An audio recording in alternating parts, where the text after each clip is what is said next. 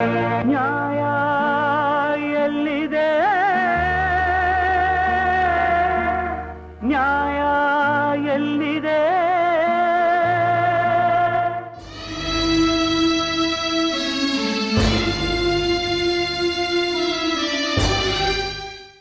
ರಾಯಚೂರು ಜಿಲ್ಲೆಯ ದೇವದುರ್ಗ ತಾಲೂಕಿನ ಫಲಕನಮರಡಿ ಗ್ರಾಮ ಪಂಚಾಯಿತಿ ವ್ಯಾಪ್ತಿಯಲ್ಲಿ ಬರುವ ಮೂಡಲಗುಂಡ ಗ್ರಾಮದ ಶರಣಪ್ಪ ಅಂಗವಿಕಲ ಎನ್ನುವ ವ್ಯಕ್ತಿ ಹೆಸರಲ್ಲಿ 2011-12ನೇ ಸಾಲಿನಲ್ಲಿ ಇಂದಿರಾ ಆವಾಸ್ ಯೋಜನೆ ಅಡಿಯಲ್ಲಿ ಮನೆ ಪಡೆದಿರುತ್ತಾನೆ. ಗ್ರಾಮದ ಕೆಲ ಪ್ರಭಾವಿ ಮುಖಂಡ ಕೈವಾಡವೋ, ಅಧಿಕಾರಿಗಳ ನಿರ್ಲಕ್ಷ್ಯತನವೋ, ಅಂಗವಿಕಲನ ಶರಣಪ್ಪನ ದುರಂತವೋ ಗೊತ್ತಿಲ್ಲ. ಗ್ರಾಮ ಪಂಚಾಯಿತಿಗೆ ಅಲೆದಾಡಿದ ಅಂಗವಿಕಲ ಶರಣಪ್ಪ ಬೇಸತ್ತು ಕೊನೆಗೆ ಸುಮ್ಮನಾಗುತ್ತಾನೆ.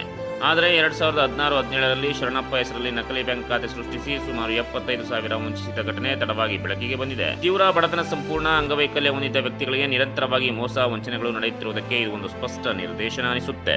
ಎಲ್ಲಿದೆಯೋ ನ್ಯಾಯ ಅಣ್ಣ, ಎಲ್ಲಿದೆಯೋ ನ್ಯಾಯ? ಬಡವನು ನ್ಯಾಯವ ಕೇಳುವುದೇ ಅನ್ಯಾಯ. ಇನ್ನೂ ಅಂಗವಿಕಲನಾದ ತನಗೆ ಅನ್ಯಾಯವಾಗಿದ್ದು ನನ್ನ ಹೆಸರಿನಲ್ಲಿ ಖಾತೆ ಸೃಷ್ಟಿಸಿ ಹಣವನ್ನು ಲಪಾಯಿಸಿದ್ದಾನೆ. ಈ ಹಣವನ್ನು ನನಗೆ ಕೊಡಿಸಿ ಎಂದು ಬ್ಯಾಂಕ್ ಅಧಿಕಾರಿಗಳ ಮೊರೆ ಹೋದರೆ ಗ್ರಾಮದ ಪ್ರಭಾವಿ ರಾಜಕೀಯ ಮುಖಂಡ ಸಂಬಂಧಗಳಿಂದ ದೈಹಿಕ ಹಲ್ಲೆಗೆ ಮುಂದಾಗುತ್ತಾರೆ.